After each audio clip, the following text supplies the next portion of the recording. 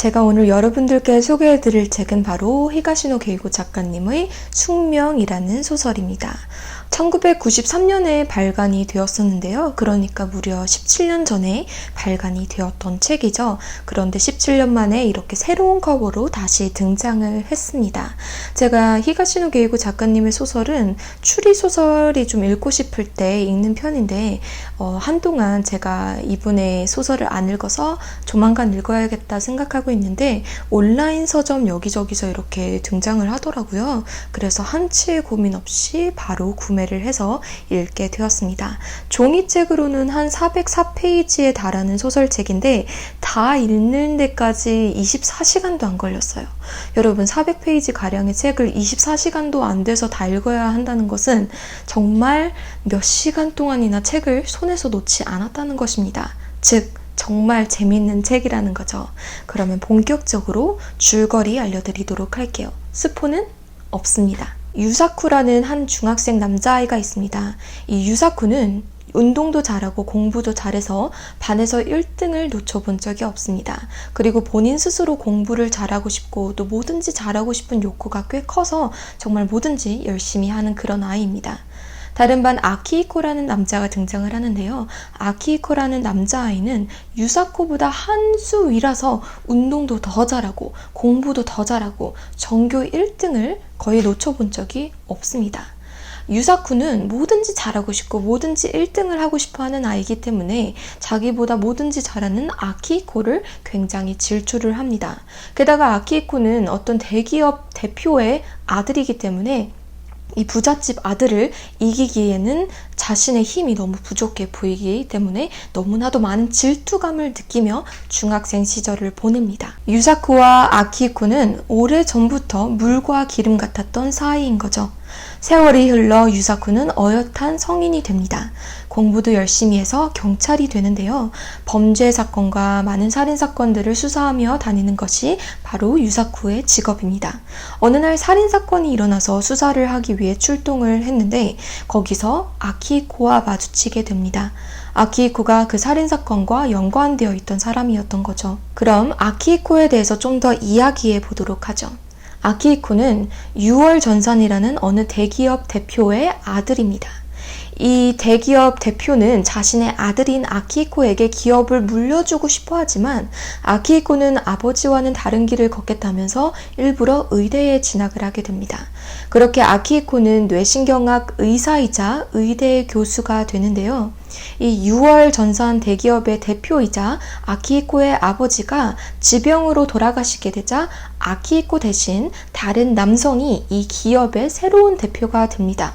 그런데 이 남성이 새로운 대표가 된 지 얼마 안 돼서 살해를 당하게 된 것입니다. 그것도 화살에 맞아 살해를 당하게 됩니다.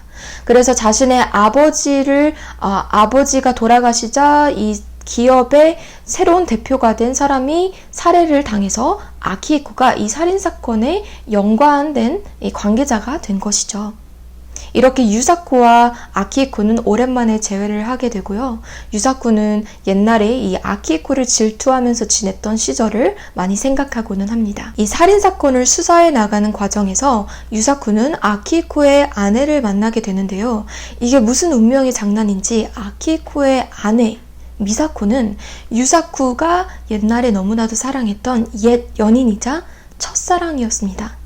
미사코 또한 자신이 옛날에 너무나도 사랑했던 옛 연인이자 자신의 첫사랑이 이렇게 경찰로 나타나서 깜짝 놀라게 되는 것이죠.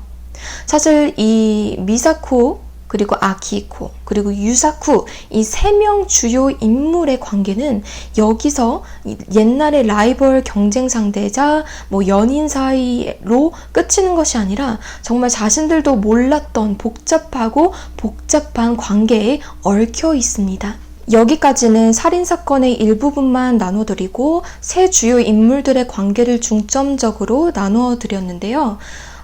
과거에 어떤 병원에서 일어났던 사망사건 중에 미스테리로 남아있는 사건이 있었습니다. 그 사건과 최근에 일어난 살인사건, 그리고 이 세 명의 정말 복잡한 관계가 얽히고 얽혀서 독자인 저로서는 이 복잡한 퍼즐을 풀어나가는 매력에 푹 빠져서 책을 읽어갔던 것 같습니다. 이 세 사람의 얽혀진 관계가 어디서 어떻게 잘못된 건지, 언제부터 이렇게 운명처럼 복잡하게 된 것인지, 이런 것들이 굉장히 재밌었고, 읽으면서 역시 히가시노 게이고 작가님은 천재구나 라는 생각을 정말 많이 했던 것 같습니다. 추리소설 또는 히가시노 게이고 작가님의 소설을 읽어보신 분들은 알겠죠? 끝에 반전이 꼭 등장한다는 것을요.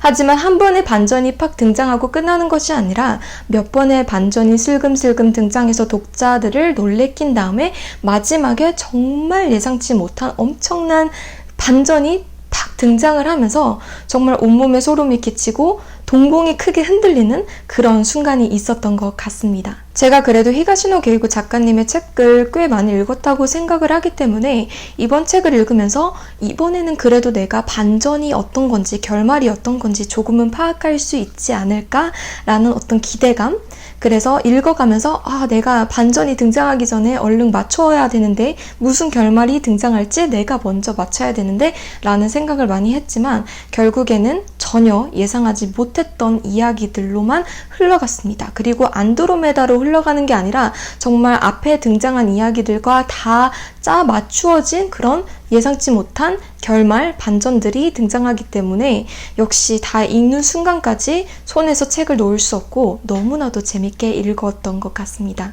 제가 식은땀을 흘리면서 정말 극도의 집중력을 발휘하면서 소설을 읽었던 게 꽤 되었던 것 같은데, 이번에 이 숙명이라는 소설 덕분에 오랜만에 정말 손에 식은땀을 흘리며 집중력을 발휘하며 책을 읽을 수 있었던 것 같습니다. 그래서 여러분들 요즘 시간이 좀 무료하거나 또 심심하거나 어떤 스릴러, 추리소설을 너무나도 읽고 싶은 분들에게 이 소설을 강추하고요. 또 그렇지 않은 분들도 정말 재미를 느끼고 싶다, 독서를 하고 싶은데 정말 재밌는 책을 읽고 싶다 하시면 이 책을 강력하게 추천해 드립니다. 그럼 오늘 영상도 봐주셔서 감사하고 다음 리뷰 영상에서 뵙도록 하겠습니다. 바이.